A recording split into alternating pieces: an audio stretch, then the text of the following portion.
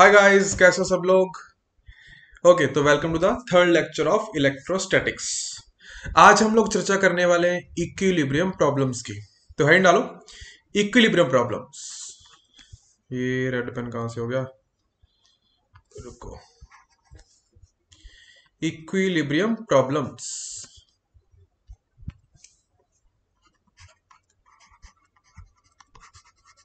सबसे पहले तो ये बताओ कि इक्विलिब्रियम का मतलब क्या होता है। इक्विलिब्रियम मतलब कि किसी बॉडी पे नेट फोर्स जीरो है और नेट टॉर्क जीरो है, उसको हम लोग इक्विलिब्रियम बोलते हैं, राइट। तो मान लो कि हमारे पास चार्जेस का कुछ सिस्टम है। एक है हमारे पास क्यू, और एक है हमारे पास, मान लो कि एक और क्यू। दो क्यू मान लेते हैं, ये ऐसे पड़े हुए हैं। और हमें पता करना है कि थर्ड चार्ज कहां पे रखूं कि वो थर्ड चार्ज इक्विलिब्रियम में हो। Find position of third charge such that it is in equilibrium, ताकि वो इक्विलिब्रियम में रहे।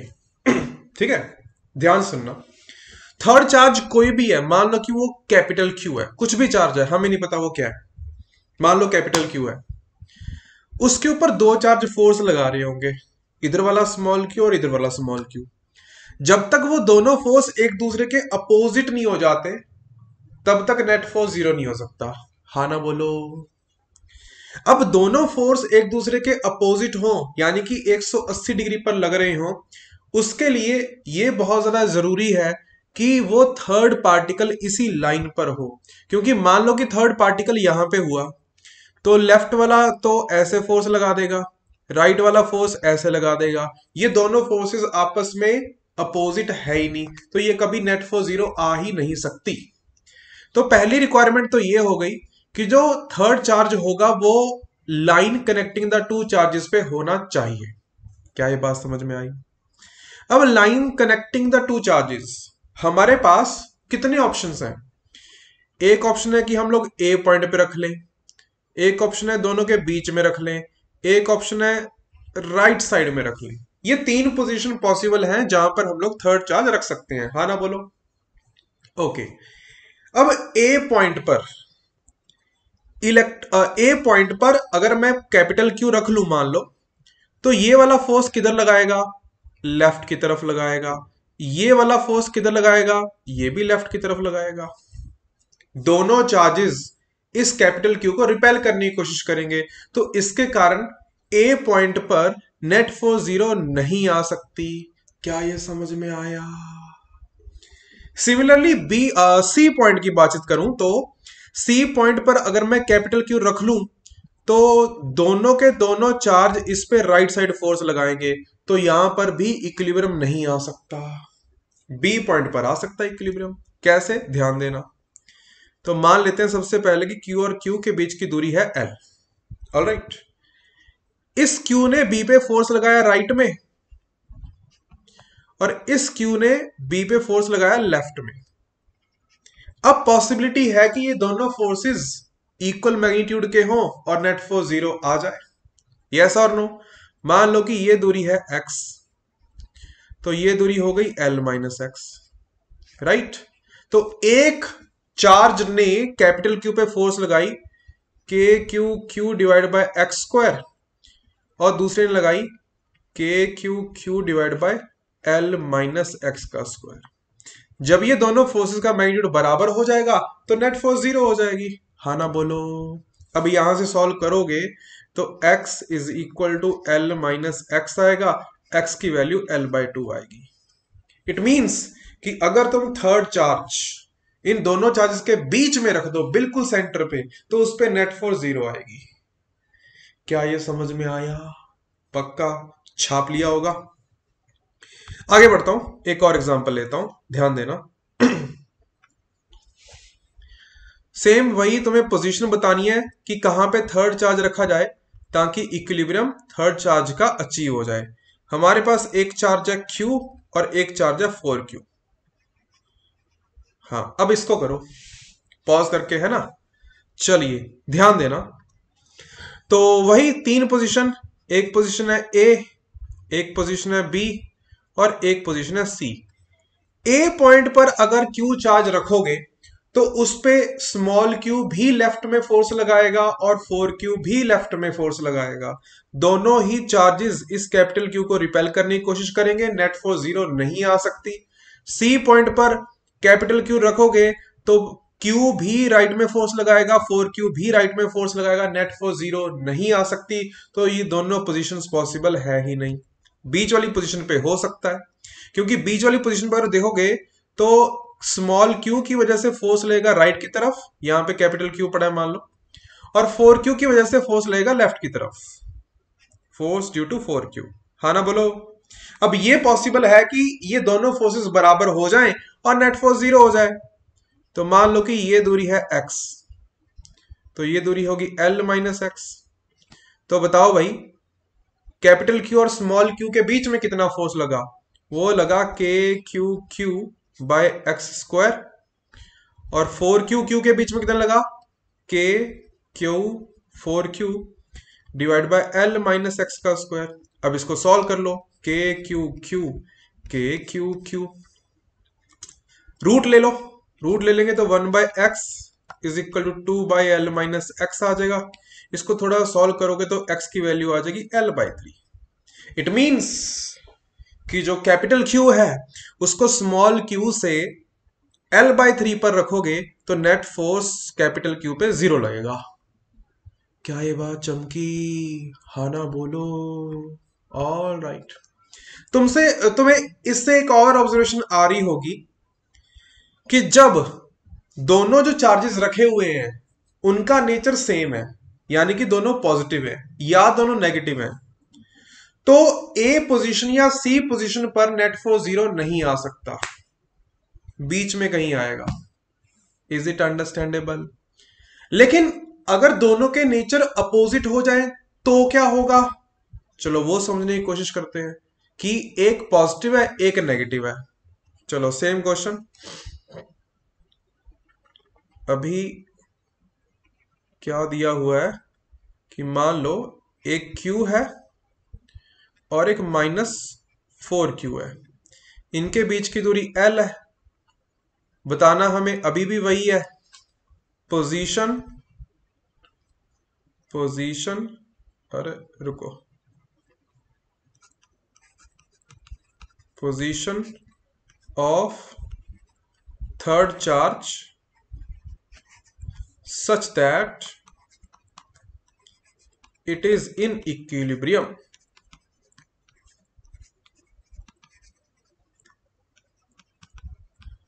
चलो थर्ड चार्ज की पोजीशन बतानी है ताकि वो इक्विलिब्रियम रहे, है ना।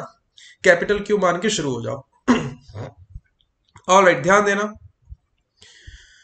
तो मान लो कि हमने चार्ज की तीन पोजीशन डिफाइन कर ली, ए बी और सी।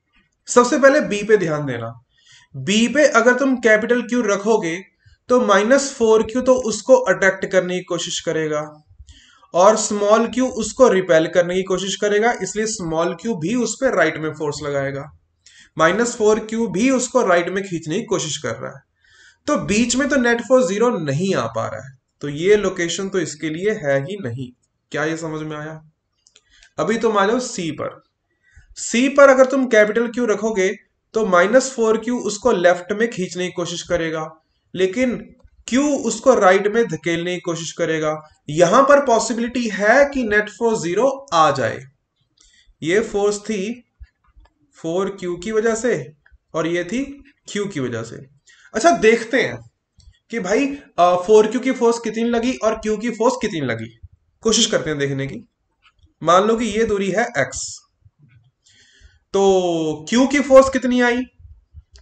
के Q divide by L plus x square, और -4q के कारण कितनी फोर्स आई? k इंटू 4q, अरे सॉरी कैपिटल क्यू तो रह गया था, k 4q into Q divide by x square. हाँ ना बोलो। अब ध्यान से देखना लेफ्ट और राइट में, राइट का न्यूमरेटर बड़ा है राइट का न्यूमरेटर बड़ा है लेकिन उसका डिनोमिनेटर छोटा है।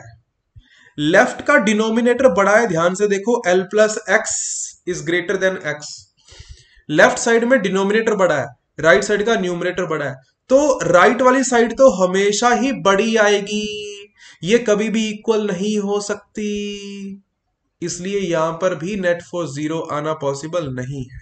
मैथ आता ही होगा, हाँ ना, बोलो। राइट साइड का न्यूमरेटर बड़ा है, लेफ्ट साइड का डिनोमिनेटर छोटा है, तो लेफ्ट साइड तो बहुत छोटी हो गई, इसलिए नेट फॉर जीरो नहीं आ सकती। अभी ए पर कोशिश करते हैं, ए पर ध्यान देना। मान लो कि इसको ले लो x, तो स्मॉल क्यू के कारण फोर्स कितनी लगी, F due to small Q, वो लगी K Q small Q divide by x square. और ये फोर्स लगेगी लेफ्ट में, क्योंकि स्मॉल क्यू कैपिटल क्यू को धकेलने की कोशिश कर रहा है राइट। और -4Q की वजह से कितनी फोर्स लगी, वो लगी K into 4Q into Q by L plus x square. और -4Q कैपिटल Q को अट्रैक्ट करने की कोशिश कर रहा है, उसकी फोर्स लगेगी राइट में। क्या ये समझ में आया? Is it right? ओके, अब दोनों फोर्सेस को अगर मैं ध्यान से देखूं तो 4Q वाले का न्यूमरेटर भी बड़ा है, उसका डिनोमिनेटर भी बड़ा है, और ऐसा पॉसिबल है कि इन दोनों के मैग्नीट्यूड बराबर आ जाए। कैलकुलेशन करके देख लेते हैं। K Q Q divide by x square is equal to 4K Q Q divide by L plus x का स्क्वायर, राइट। तो के क्यू क्यू रूट ले लो, 1/x is equal to 2 divide by L plus x. यहां से x की value l के बराबर आ जाएगी।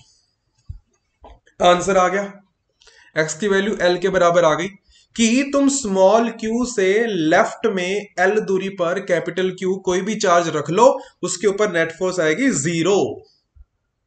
क्या ये समझ में आया? हाँ ना, बोलो। Very good.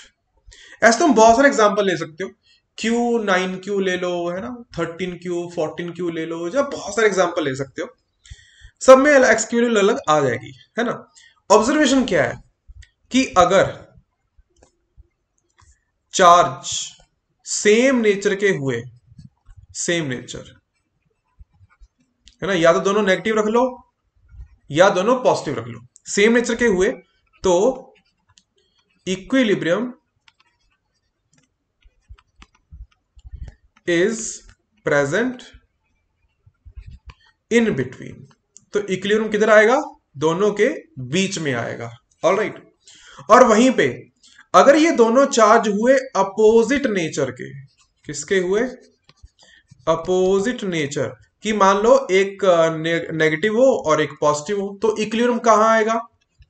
तो इक्विलिब्रियम आएगा, इक्विलिब्रियम इज आउटसाइड, कि दोनों के बाहर आएगा। और किधर की साइड आएगा? लेफ्ट साइड में आएगा या राइट साइड में आएगा, वो भी ध्यान से देखना। Equilibrium is outside and close to smaller magnitude charge.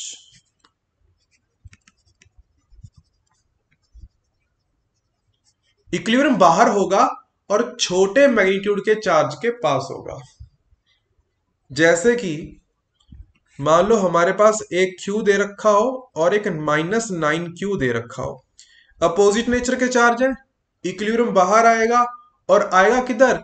छोटे वाले के पास आएगा। छोटे वाले के पास आने का मतलब कि ना, ये Q वाले के लेफ्ट में आएगा, यहां पे कहीं ना कहीं इक्विलिब्रियम आएगा। x की वैल्यू कैलकुलेट तुम लोग कर सकते हो। क्या ये बात समझ में आई सबको? हाँ ना, बोलो। पक्का? बहुत बढ़िया, शानदार, वेरी नाइस।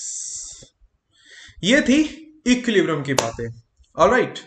मैं अगर इक्विलिब्रियम की बात हो रही है तो हमें शायद पता होगा कि हमारे पास 3 टाइप के इक्विलिब्रियम होते हैं, स्टेबल, अनस्टेबल और न्यूट्रल। मैं उसका एक एग्जांपल लेने की कोशिश करता हूं, रुकना जरा। हाँ, मान लो एक कैपिटल Q रखा हुआ है, यहां पे एक और कैपिटल Q रखा हुआ है। अब मुझे पता है कि इनके बीचों बीच एक इक्विलिब्रियम आ जाएगा, तो बिल्कुल सेंटर पे मैंने चार्ज रख लिया स्मॉल क्यू। अगर मैं स्मॉल क्यू को डिस्प्लेस करूं, अगर मैं स्मॉल क्यू को डिस्प्लेस करूं तो ये एसएचएम शो कर सकता है। इक्विलिब्रियम में एसएचएम आने की संभावनाएं हैं। मान लो कि इसको मैं वर्टिकली डिस्प्लेस कर रहा हूं कुछ इस तरीके से, तो क्या ये एसएचएम करेगा, ये पता करना है पहले तो। मान लो कि मैंने इसको ऊपर डिस्प्लेस कर दिया, तो लेफ्ट वाले चार्ज ने फोर्स ऐसे लगाई, राइट वाले चार्ज ने फोर्स ऐसे लगाई, तो इसके ऊपर तो नेट फोर्स ऊपर को आ गई, ये तो ऊपर होते ही ऊपर निकल लिया, तो ये एसएचएम नहीं करेगा। ऐसे तो एसएचएम नहीं करेगा। क्या ये समझ में आया? हाँ ना बोलो। अगर मैं इस स्मॉल क्यू को अलोंग द लाइन डिस्प्लेस करूं, ये जो स्मॉल क्यू है इसको ऐसे डिस्प्लेस करूं, मान लो कि स्मॉल क्यू को मैं यहां पे ले गया, तो इसकी फोर्स बढ़ जाएगी, तो ये नेट फोर्स के कारण ये वापस अपनी ओरिजिनल पोजीशन पर जाने की क्षमता रखता है, तो अब ये एसएचएम करेगा। ऊपर वाले में एसएचएम नहीं करेगा, नीचे वाले में एसएचएम करेगा। तो अब हम लोग एसएचएम का टाइम पीरियड भी फाइंड आउट कर सकते हैं। कोशिश करोगे? मान लो कि इसका मास है m, चार्ज है q, इसको भी l ले लो, इसको भी l ले लो, फाइंड आउट करोगे टाइम पीरियड क्या होगा। इसको छोटा सा डिस्प्लेस करके, मान लो कि हमने इसको x डिस्प्लेस कर दिया, तो अब एक चार्ज इसके ऊपर फोर्स लगा रहा है के Q Q divide by L minus x square, दूसरे वाला लगा रहा है के Q Q by L plus x का स्क्वायर। दोनों फोर्सेस अपोजिट है, नेट फोर्स ये आएगी। इसको थोड़ा सा कैलकुलेट कर लें, अगर के क्यू क्यू ये आएगा 4lx by L square minus x square का होल स्क्वायर भी आएगा, है ना। नेट फोर्स x बहुत छोटा है मेरा एसएचएम के लिए, जो मीन पोजीशन डिस्प्लेसमेंट है वो बहुत नेग्लिजिबल होनी चाहिए, तो मैंने नीचे L square minus x square में एक्स स्क्वायर को इग्नोर कर दिया, सिर्फ एल स्क्वायर का स्क्वायर, यानी कि नीचे आ जाएगा एल रेज़ टू पावर 4, तो ये बन गया 4 के Q Q x divide by L Q, ये नेट फोर्स आ गई। तो एक्सेलरेशन हो जाएगा नेट फोर्स बाय मास। हाँ ना बोलो। नेट फोर्स लेफ्ट में लग रही है, हमारा डिस्प्लेसमेंट हुआ मीन पोजीशन से राइट में, तो फोर्स और डिस्प्लेसमेंट में डायरेक्शन में एक माइनस आ जाएगा, तो एक्सेलरेशन में भी माइनस आ गया, राइट। अब जनरल इक्वेशन होती है एसएचएम की, a is equal to minus omega square x, तो यहां से ओमेगा आ गया जो कि अंडर रूट 4 के Q Q by m l cube आ गया, और टाइम पीरियड क्या होता है 2 पाई बाय ओमेगा, तो यहां से टाइम पीरियड भी एसएचएम का आ जाएगा। अरे क्या ये बात समझ में आई सबको? हाँ ना बोलो। बहुत अच्छे, छाप दो। फिर एक और क्वेश्चन करते हैं, ध्यान देना। One more question. अब क्वेश्चन क्या कह रहा है, ध्यान देना। हमारे पास एक सिस्टम है, यहां पे है मान लो Q, और यहां पे है 4Q। Find nature and magnitude of third charge such that all the charges are in equilibrium.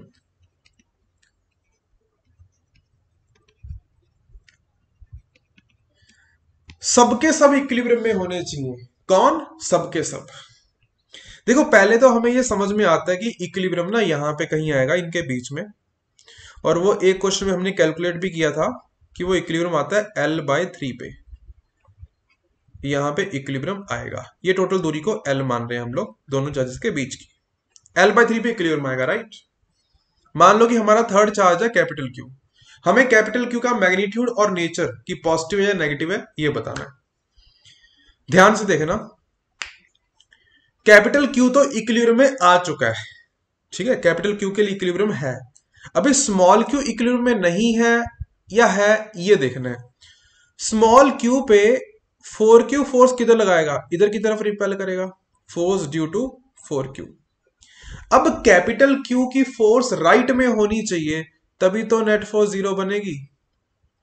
उसके लिए कैपिटल क्यू को नेगेटिव होना पड़ेगा।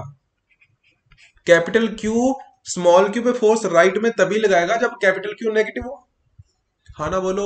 तो पहली बात है कैपिटल क्यू नेगेटिव होना पड़ेगा। दूसरा है कि हम लोग इसका मैग्नीट्यूड अभी फाइंड आउट कर लेते हैं।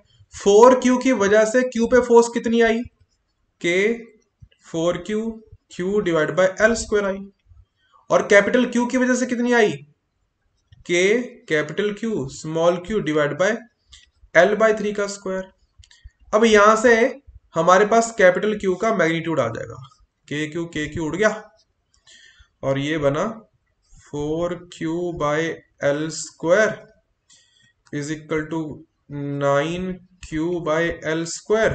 तो L स्क्वायर उड़ गया, Q is equal to 4Q bye 9। और ये हमें पहले पता कि वो नेगेटिव होना चाहिए, ये ऑलरेडी बातचीत कर चुके हैं। तो कैपिटल Q की वैल्यू आ जाएगी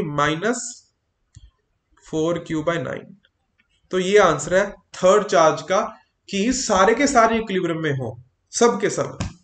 हमने Q का कैपिटल Q का इक्विलिब्रियम पहले डिफाइन कर लिया, स्मॉल q का इक्विलिब्रियम अब डिफाइन कर चुके हैं।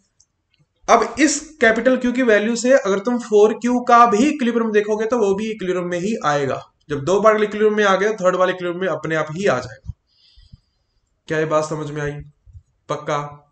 बहुत अच्छे, नाइस। चलो, तो ये थी हमारी आज की सभा about the equilibrium. Next class में हम कुछ vector form of Coulomb's law और force between continuous charge distribution के बारे में चर्चा करेंगे। अभी तक तो हम लोग पॉइंट चार्जेस के बीच में फोर्सेस की बात कर रहे थे। नेक्स्ट क्लास में बात करेंगे कि कोई चार्ज रॉड किसी पॉइंट चार्ज पे कितनी फोर्स लगाती है वगैरह वगैरह। कंटिन्यूअस बॉडीज की फोर्सेस के बारे में बातचीत करेंगे। ओके, चलो, take care, ta ta, bye bye.